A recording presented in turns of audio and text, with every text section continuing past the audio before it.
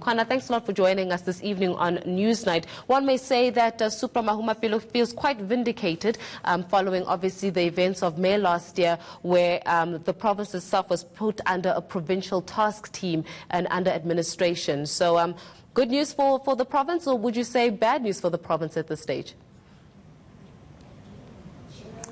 Well, good evening, Faith. Generally, bad news for the ANC, really, because this is a hurdle that they thought they had actually overcome.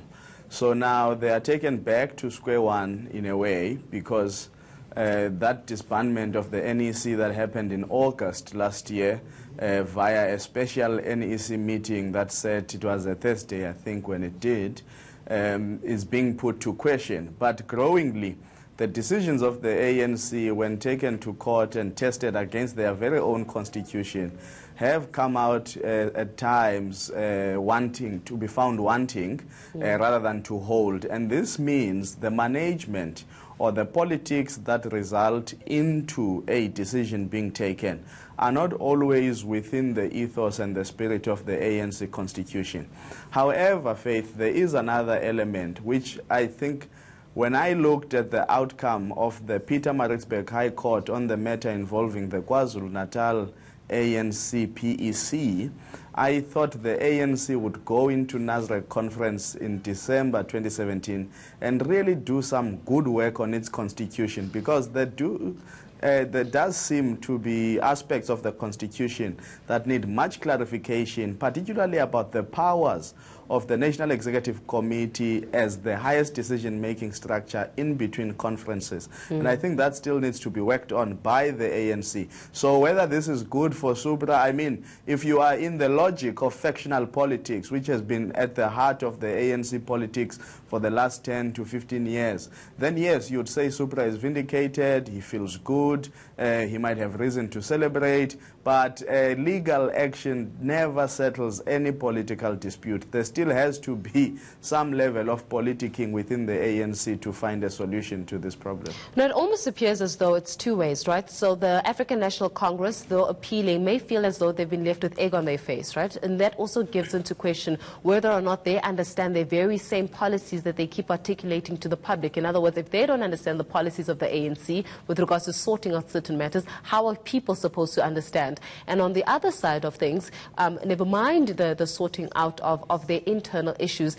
When Supra was stepping down, when he said he's going on early retirement, it was all for the hope of instilling this unity. Remember this whole unity talks? We had the unity talks, especially around December even last year. And now it appears though the factionalism, and particularly in that province now, will be more clear and defined now more than ever as a result of this ruling.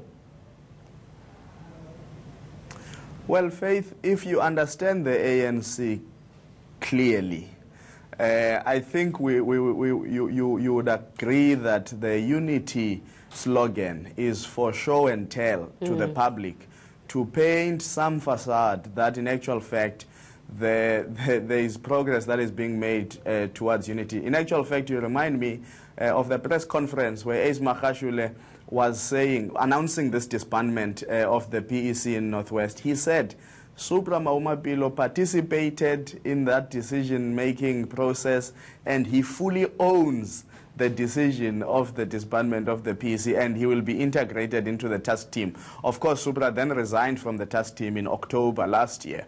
What is important here is to say there was this messaging that was done when the decision to disband the PEC was announced, to say that we are united in this decision, we view it as being in the best interest of the province. And then Supra went on to lodge an appeal of his own, and then he went on, of course, to go to court, and these are the final outcomes that we are seeing today, that he has actually become victorious insofar as saying that the ANC didn't implement a fair and just process, and therefore a lawful process, and that's what he has managed to win. So I think what we are sitting with now is an ANC.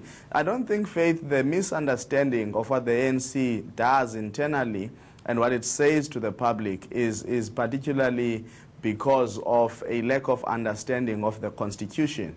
I think where factionalism thrives, it generally contaminates the space for rationality. And that's what has happened in the ANC. So you've got very few people who are still driving a middle way of rational engagement on all sides that may be in conflict.